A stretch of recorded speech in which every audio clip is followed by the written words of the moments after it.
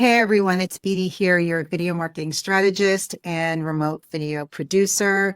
I am coming in with day 7 of my 90-day video challenge, and today is a little bit of a show and tell. I'm going to try and do this in under 5 minutes. It's all about creating faceless videos. So for those of you who have been on the fence, you're not really comfortable being in front of the camera and you know you're just not going to be able to get it done really quickly, I recommend doing faceless videos, not to do them permanently and never do anything else, but to do them as an opportunity for you to sort of break down that wall of not being able to create content. And then you can sort of ease your way into gradually allowing yourself to be seen on camera. So one of the tools that I really enjoy for doing faceless videos is Kapwing. Some people just call it Kapwing. So I wanted to take a quick moment and just show you how I go about doing it. So within Kapwing, you can create under generate AI videos. You can use either the prompt or you can just put in a topic. You can choose a URL, maybe from your blog post, or if you have a script that you've written already, you can upload a script. In today's example, we're going to just use a prompt, and I'm going to talk about overcoming video fears, because that's a topic that I'm always talking about.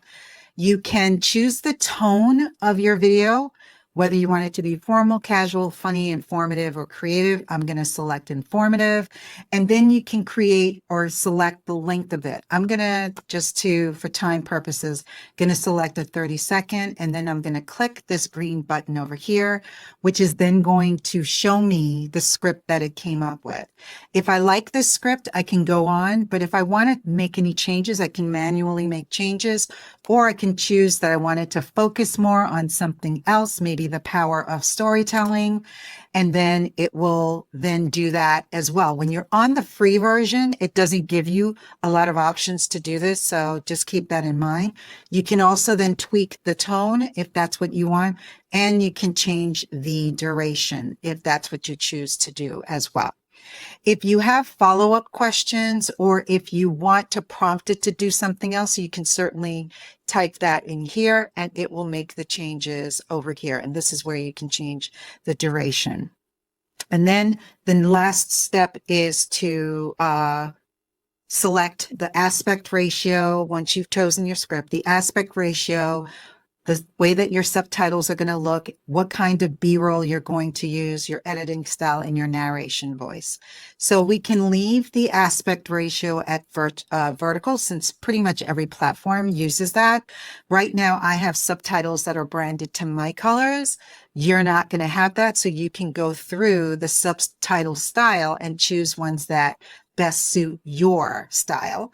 And then when it comes to B-roll, you have the option of uploading your own B-roll. So if you have stock footage or footage that you've created on your own, or even images that are representative of your brand, whether it's images of yourself, whether it's video of yourself, you can upload this, and this particular story will only use that B-roll. Otherwise, you're allowing the stock footage that Kapwing has access to create your video. Then when it comes to editing style, you can either just do your B-roll only, or it does give you an option to select a persona overlay, which if you're on the paid version, you can use yourself as that overlay. I choose not to, so I just stick with B-roll only. And then the final thing that you would need to do is select your narration. Again, if you're on the paid version, you have the option of uploading your own voice as the narration. Otherwise, you do have the option of selecting a voice. So I'm going to leave that as is, and then you go to create your video. And in the next tab, I'm going to show you what the completed video looks like. This takes usually a couple of moments in order for it to curate, but you can see in the background, the subtitles have already been created. The audio track has already been narrated. The music track has already been pulled. And right now it's searching for the appropriate B-roll in order to add to your video. Okay, so we're ready. So as you can see, this is the track with all of the contents for your video. So again, the top gold squares that you're seeing, or rectangles, are all of the caption. The waveform track is your audio narration. The track below that is the music. That's an automatic.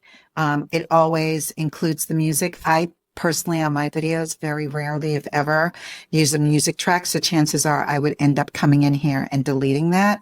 And then on the bottom is all of your video. Then you can see over here on the left, this automatically opened because I happened to be on this the last time I was in Kapwing, but it doesn't typically open like this. But this is your transcript. So you can see everything that is or that was recorded on your video. So the power of storytelling in videos captivates audiences and creates emotional connections. A compelling narrative engages viewers, making them feel invested in the content. You start with a strong hook to grab attention, then develop prefer.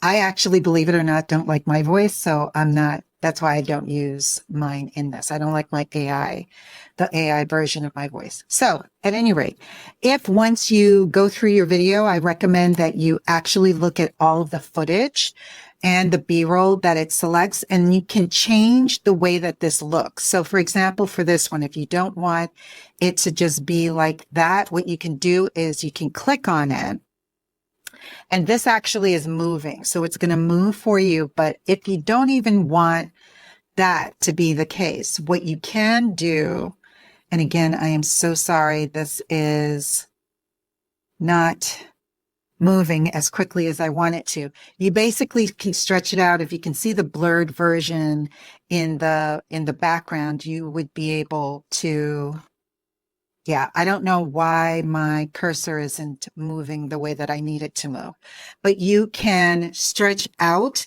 the images, or if you needed to, you could right click and replace the image. So you can go to your stock library, or you can try to upload something and you can switch it out completely. So if you wanted this image instead to be used, by clicking on it, it would automatically, typically swap it out. But again, my computer's acting a little weird now that I'm trying to record this. So in this instance, you can change the position. I want it to be full screen, and that's how you would change it.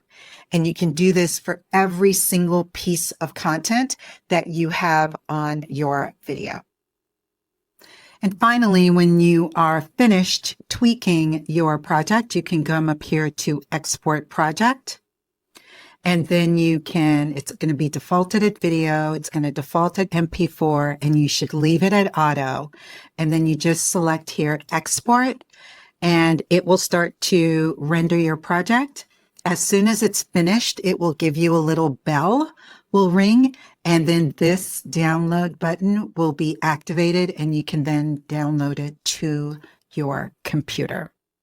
So until next time, I will see you tomorrow in the next video.